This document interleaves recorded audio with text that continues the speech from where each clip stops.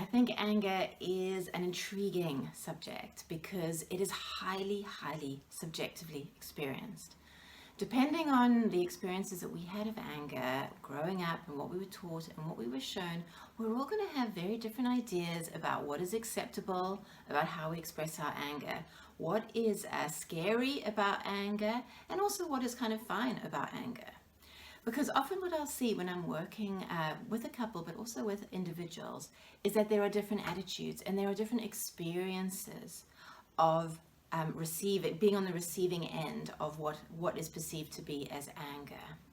And some people have been brought up in a family where maybe people were quite fiery and quite extroverted, and they spoke their mind. And so it isn't a big deal to hear a raised voice or to express yourself quite passionately. That's just what happens in that family. But then what I can see in the other partner is perhaps they weren't raised to, in that way. They were perhaps raised with anger, but maybe it was quite frightening. Or they were raised to not raise their voice, and that's not how you speak to me, young man or young lady. And the messages that we receive are that, anger is kind of bad. And we shouldn't feel anger. And we certainly shouldn't be expressing that to each other and raising our voices, etc., etc. So neither of these people are wrong, but it can create problems in a relationship because how we receive things, how we interpret things, really, really matters. And that will be based on our own experiences and the lessons that we've learned and the experiences that we've had, and particularly around anger, which we're talking about today. But we can run into trouble with anger. I mean, anger is, as I say, it's a really interesting subject because anger gets a bad rap. A lot of things can get out of control with anger, and that can lead to aggression and violence. Obviously, that is not ever what we want to arrive at. But anger is a natural human emotion, and it is very healthy and very normal to feel anger and to express anger.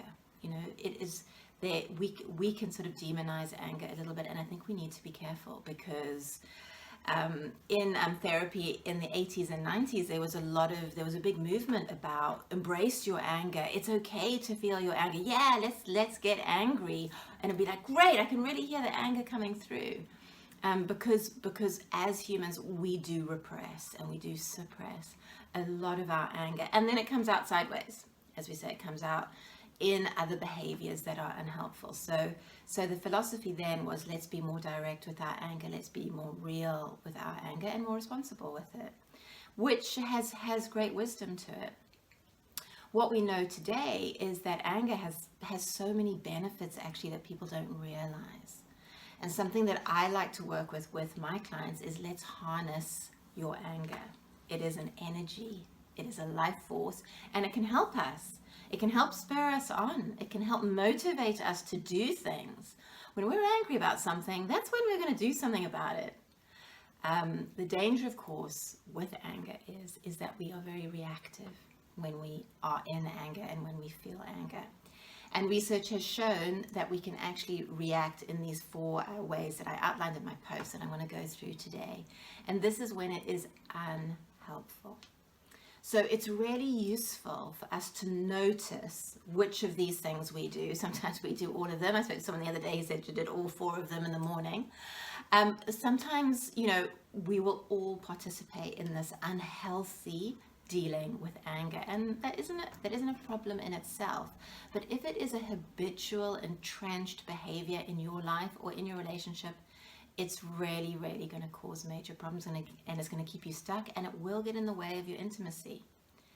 So what I want to do is I want to go through these unhealthy ways of dealing with anger if it is something that is an ongoing thing for you, and to really empower us with the knowledge that anger can be our friend, and because it's like a compass. Our anger will guide us in our life. When we feel angry about stuff, or how we're being treated, or an experience that we've had, that's going to guide us to where we want to take ourselves, how we want to look after ourselves, what's best for us, who's best for us, and so on and so on. So that is really helpful.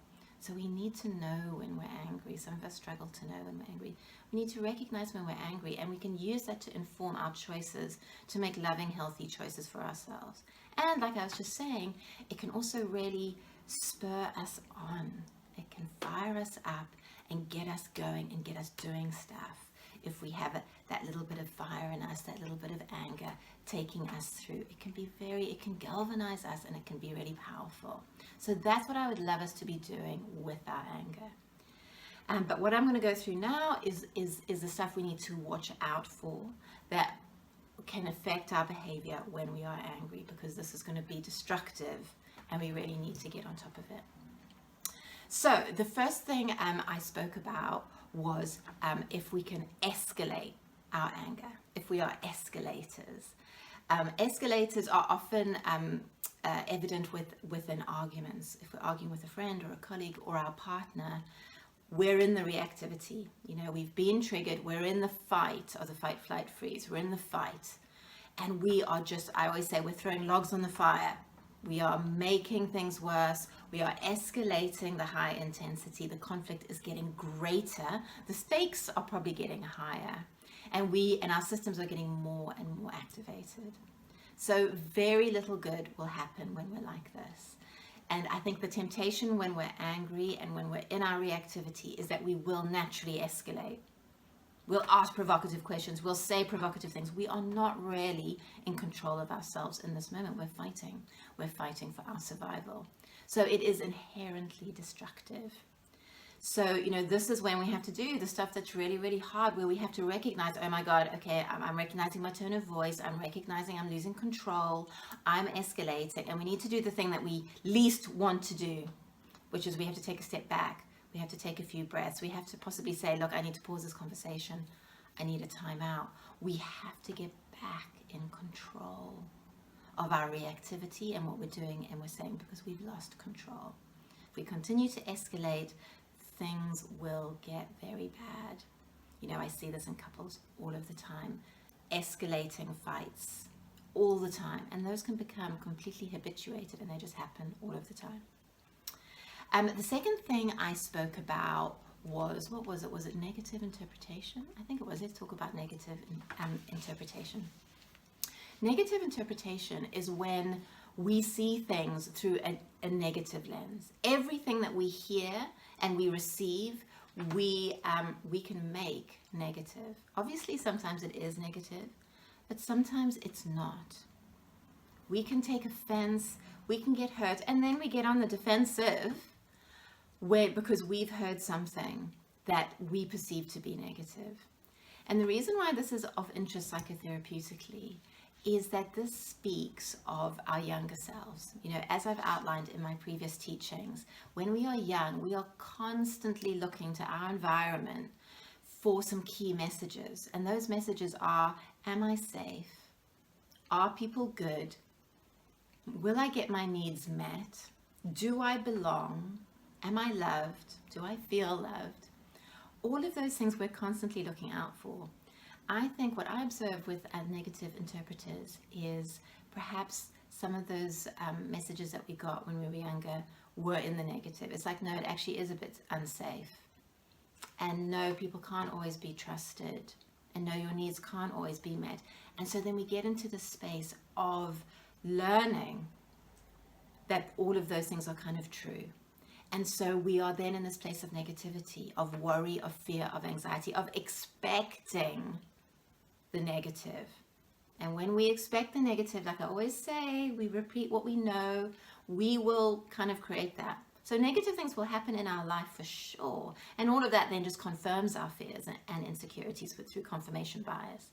But also if we see the world through this negative lens, we will see things negatively. And that's coming from us. That's not the world. That's coming from us. I'm not saying the world isn't a scary place with lots of negative things happening, but in our personal lives and in our private lives with friendships and work and love relationships, if we jump to the worst case scenario, if we judge our partners to be cruel and unkind and kind of horrible, it's like we have to think, okay, hold on, why am I doing this? I'm sort of making these people monsters.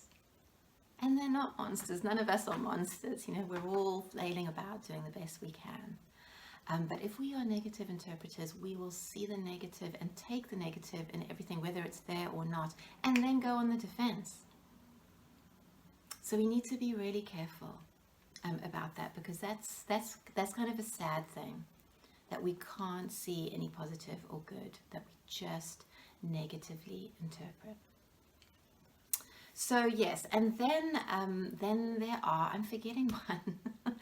then there are the withdrawers. I can remember the withdrawers. Hopefully I'll remember the fourth one in a minute. The withdrawers are, as it says, they emotionally withdraw in an argument, in a situation. It's shutting down, emotionally taking a step back. So it can be within the conversation, just being monosyllabic, non-communicative, uninterested, a bit dismissive. That's in the conflict. Or they might simply leave, just leave the room, storm out. You know, that's different to taking a time out. A time out is saying, I need space, please can we come back to this, let me go and calm down for 1 hour and then let's come back. Withdrawing is just leaving, just getting up, going, and it's in anger, it's in upset, and it's just a departure, and it is also an abandonment within the conversation. But something that's also interesting about withdrawers is that I think withdrawers crave distance. You know, sometimes the intimacy and the conflict is too much in those moments. The vulnerability is too great. So there's a need for distance. So the withdrawing and the shutting down, also known as stonewalling, that's part of creating distance. And that can also be done mentally. So this is when we will fantasize about leaving the relationship, or ending the relationship, or leaving the job, or moving country. You know, this is when we get into the space of, we need space. We need to feel like there's distance, and and that's the safety that we're craving in those moments. And that's how we will create it. So we will shut down, we will depart physically, and we will also depart mentally, and be kind of thinking negative thoughts about our partners or our colleagues or our work, fantasizing about leaving, fantasizing about having, you know, big sort of showdowns of sort of how I'm going to leave, or kind of whatever. All of that is part of withdrawing. And what I think about with people who withdraw is that can sometimes be part of avoidant attachment, is that we really struggle with the conflict and with what's kind of happening. It's too emotionally intense. So in our avoidant, we will then go into our avoidant attachment strategies. And that can be linked to, obviously, and very triggering for escalators.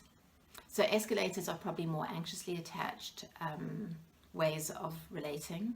And so again, this is how we can trigger each other, is that we've got someone escalating that's going to be flooding and overwhelming the avoidantly attached person, who will then go into to withdrawing, which will trigger the anxiously attached person and cause them to escalate further, and so we just trigger each other. So that is again another classic way of not getting what we want, and things being very destructive. Now, I still can't remember the fourth one. So it's negative interpretation is withdrawing. It's escalating. Oh, my favorite! How could I have forgotten? It's the invalidating. The invalidators. That's it. Isn't that hilarious that I forgot that one? When we invalidate, we literally dismiss, disagree with, and refuse to accept what our partner or colleague or friend is saying. And not only that, we'll go one step further, we will invalidate what they're saying. So this is when we say statements like, that's not true, you're lying, or you're making this up, is another one that I hear a lot. It's kind of, this is an interesting one because it speaks of our subjective experience once again. It's kind of, in relationship, we are all always having our own subjective experience to what is happening based on our belief systems, our experience in life, our fears, our insecurities, our traumas, etc. That is how we relate. We've learned to relate in this way, as I've outlined in previous videos. And so that is our reality. And we each have those. But as I've often said to you guys, when we're triggered and when we're in conflict, the part of our brain that is able to access empathy and to stay in a calm relational way of being shuts down. So we go completely into our subjective experience. So if and when a loved one is sharing their hurt, their upset, their perspective, if that isn't congruent to our experience, we'll just say that's not what happened. Don't be ridiculous. I can't believe what you're saying. And it's sort of, we really lose this idea that we are separate individuals having our own experience, and those are all valid. The invalidating is we're saying what you're saying is not valid. It's untrue. It's a distortion, and it doesn't matter. That's kind of the message that will be received. What you're saying doesn't matter, and it certainly doesn't matter to me. And I think it's actually this negative thing, and we kind of put it down. So it is a really powerful thing. It's part of our reactivity, it's part of our fight in fight or flight, but it is really, it can be a painful one. So I really recommend, when I'm working with people, I very quickly say, look, it's not your place to say whether something is true or not when someone is sharing it. That's their experience, and they are 100% allowed to have their experience. And we need to get to a place where we're able to hear it and care about it and take it into account. That's the work that needs to happen. Not our effort should go into telling someone why they're wrong, explaining your point of view a million times over, and completely dismissing theirs. That's highly disrespectful. But when we're in our anger, we feel completely entitled and justified to doing that. We feel entitled and justified to do all of these behaviors I've just outlined. And I think that is a little bit of a key, is that when we have a sense of entitlement like that, we need to take a big breath. Because yes, anger is okay. Blame and retaliation, less okay. Because we're not in a place of listening, we're not in a place of being relational. We're in a place of really saying right or wrong, good or bad. And again, that kind of black and white thinking is not helpful. So I'd be really curious to see if you recognize any of these ways of dealing with anger. I think we're all guilty of it, and we could all learn to do anger much, much better. But these are things to definitely watch out for, because these are traps that are so common. We all fall into them, and they can do serious, serious damage unless we kind of really start taking responsibility for how we're treating the people that we love. So as ever, let me know your thoughts, and I'll see you next time.